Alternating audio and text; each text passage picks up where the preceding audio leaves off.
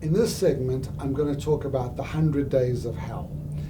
It's not hell and it's not 100 days, but from personal experience and going through this with many thousands of my patients, the first 3 months with a newborn are often much harder, more difficult, more frustrating than you ever imagined. It does get better, but it often gets a lot worse before it gets better. As I mentioned before, the 3rd day after birth is when your hormones come crashing down. And what happens on the 3rd day? Lots of tears. These are not sad tears, they just hormonal tears. And it doesn't mean anything, it is normal. Things which make it worse are sleep deprivation and pain. So take lots of pain medication, try and get as much sleep, try and get someone to make you a cup of coffee. Mom first, make sure that you've had something to eat, had something to drink, make sure you've had a shower, make sure you've cared for yourself, because you can't care for somebody else unless you've taken care of yourself. So, true story. My eldest kid, who I mentioned before, he was the forceps kid, he's the smart kid. And I remember he was about a week or 2 weeks old, and I was still working as a resident at Women's Hospital, and I came home, and there my not so lovely wife was standing with him at the door waiting for me and said, "Take your son." And I said, I can't take him, I've been up all night. And she said, "Well, I've been up all night too." And I said, "Well, I've been looking after patients." And she said, "Well, I've been looking after your son." I said, "Well, I have to go back to work tomorrow, I can't do this." And she said, "Well, I've got to go look after your son tomorrow." I haven't even stepped into the apartment, and we were just screaming at each other. We were just fighting, and this is what's going to happen to you. It may not happen all the time, but expect a few of those fights to happen. There's not a lot of mommy and daddy time. There's not a lot of sleep. Everyone's schedule's out of whack. So when that happens, not if, when that happens, understand that it's happening. Just separate from each other. I find slamming a door very hard a few times makes it all seem a little better. Walk away, come back, give each other a hug, and start again. So that will happen. A true story, these are all true stories. A patient of mine who was the chief financial officer of a very, very big organization in the city, very accomplished woman. Her job entailed overseeing about 2,000 people at work. She oversaw 2,000 people. That was her job. She was one of the top CFOs in the country. And she had her first baby a little later in life. And she came back to me and said, "Do you remember the story about the 100 days of hell?" She said, "I didn't brush my teeth for 4 days. She said, "I only realized I hadn't brushed my teeth when I walked past my toothbrush and I saw it there. And I don't even know what day it was, but I realized I hadn't brushed my teeth for 4 days." And she said, it seemed inconceivable that I wouldn't brush my teeth, but that's just how crazy and how busy and how preoccupied you become. And the same thing happened to my wife when I came home a few weeks after my son's birth, and I said, "How was your day?" She said, "Oh, I had a very good day today." And I said, "What made your day such a good day?" She said, "Oh, I was able to have a shower and change my clothes on the same day. That's something I hadn't been able to do up to this point." These stories are true stories. They seem crazy, but I just want to give you a perspective of how busy things get. You just go from one feed to the next feed to the next feed. You have missed meals. You don't know what time of day it is. You haven't changed. You haven't showered. It is that busy. So if you're finding this busy, if you're finding it a little bit more challenging, it is normal. Another true story from this year. This is a patient who delivered within the past 4 or 5 months.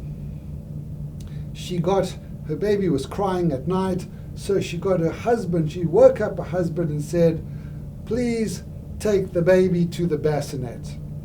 This guy got out of bed, picked up his pillow, bumped into two things, finally got to the bassinet, dropped the pillow in the bassinet, and went back to sleep without his pillow. And he didn't even realize that he had put his pillow in the bassinet and he had knocked the baby, and he didn't have his pillow underneath him when he went back to sleep. And that is an absolutely true story from the past 6 months. So the 100 days of hell are not hell, but there's definitely going to be some changes in your relationship and in your life. Things which help, as I said, good pain control, eating and drinking, being kind to yourself, and getting out of the house every day. It's the last and most important thing on the dad's list of what to do. And what I mean by getting out of the house every day, Dad, it is your job to make sure your partner gets out of the house every day. In the summertime, it's easy. It's more of a problem in the winter when it's cold and it's dark. Moms don't go out for many days or many weeks at a time, and those moms often become very, very depressed. So, get out the house, walk the dog. And I don't mean you have to make this a big deal. Put in some runners, get your coat, put in a t-shirt, get out the front door, one lap round the block, that's all. So getting out the house, maybe not every day, but every second day is important, and being kind to yourself. And if someone said, can we have visitors? Visitors are not there to visit. If someone is going to come and visit you and see your baby, make sure they bring something for you to eat. Maybe they can do some laundry, help you with the dishes. And now is not the time to sit around and tell stories. You want to visit, make yourself useful. It is normal for the first 2 weeks after birth for your hormones to come down and for you to have what we call the baby blues. It's not depression, it's a hormonal change, for you to be a little bit sad, to be a little bit more emotional. Sleep deprivation plays into that. So a few tears from time to time, being angry at your partner from time to time is quite normal. But after 2 weeks or 3 weeks, if you are finding that you are crying a lot, if you are not getting out of bed, if you're not caring for yourself, if you find yourself being alienated from your baby, this is important stuff. Someone needs to let me know about this. The South Community Birthing Program are very, very good at seeing moms that are having a little bit more of a difficult time and letting me know about this. But it is very important for moms to be supported, to feel cared for, and to have support that this is a difficult and trying time, and you won't be perfect, you will get it right, but you can never mess this up. Always say to yourself, when you're at your most difficult time, when you're finding this so impossible, I cannot mess this up. Remember, there are 7 billion of us on the planet, 7 billion of us, and we have survived millions and millions of years in very harsh and difficult conditions. You cannot mess this up, moms. You are going to be the best mom you can be. But if you're finding you're needing some help, if you're finding that this is dragging you down, you need to let me know. Dads, it's also a very common feeling that dads and babies may not bond right away. When I was training, I had my eldest son, and one of my colleagues also had his son at the same time. And I remember after a shift, we were both going home to our families. He turned to me and he said, "Mark, do you love your kid?" And I understood what he was saying. He said, "Mark, do you love your kid?" And everyone says, "Well, of course you love your kid." But deep inside, I liked him, but I didn't really have that same connection my wife had. And moms, when you see your babies, when you hold your babies, you'll feel so much love, it'll actually hurt you. Patients say, "I love this person so much, I love my baby so much, it actually hurts my heart."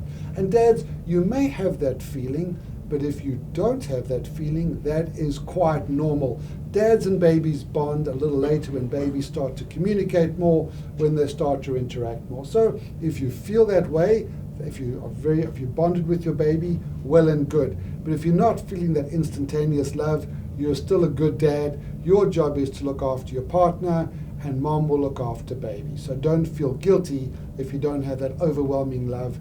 That will come later.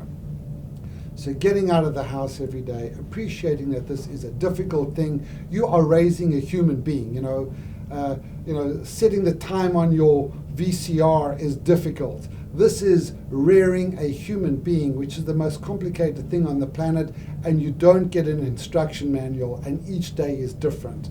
So, we train our dogs, we take lessons on how to drive cars, we take cooking lessons, we take swimming lessons, but here we give you the most complicated, most precious thing in the entire universe, and we wish you luck, good luck.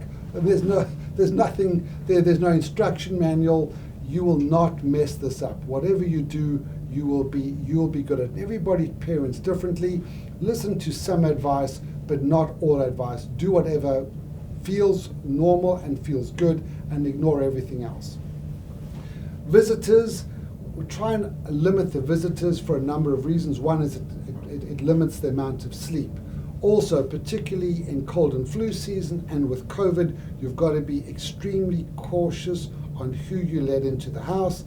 First babies, I think visitors, particularly young kids with colds and runny noses, should not be allowed. If you see a visitor with a cold sore on their mouth, they should not ideally handle or kiss the baby. Also, visitors coming from outside should often be offered some hand sanitizer, particularly with the COVID pandemic. All visitors should be asked to wear face masks and to wash their hands if they are coming to visit you at home. When you're at home, if you have any concerns, questions, feel free to phone me. The public health nurse will make some visits to your home. The South Community Birthing people will be there to follow you, and I'm there if you have any issues. Okay. So this is not easy, but it is the most rewarding thing you'll ever do. You're going to be great at this. We're going to see you on this wonderful journey, and if we can help in any way, it'll be our pleasure.